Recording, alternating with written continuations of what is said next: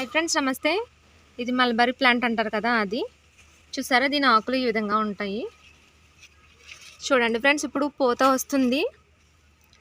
ఇక్కడ చూసినట్లయితే మనకి పూత అనేది స్టార్ట్ అయింది. ఇవి రబ్బలు కూడా వస్తాయి. ఈ విధంగా రబ్బల కింద కట్ చేసుకొని మనం పాతుకోవచ్చు. ఈజీగా మనకి గ్రోత్ అనేది వస్తుంది. మేము ఇది కూడా రబ్బ తీసుకొచ్చి పాతినదే. చూసారా, మనం చాలా ఈజీగా ఇలా జస్ట్ వేసుకొని దాన్ని కదపకుండా ఉంటే వచ్చేస్తుంది అనమాట. దీని కాయల్లో చాలా సి విటమిన్ కూడా ఉంటుంది కాబట్టి పోతా ఇంకా దగ్గరగా చూపిస్తున్నారు చూడండి.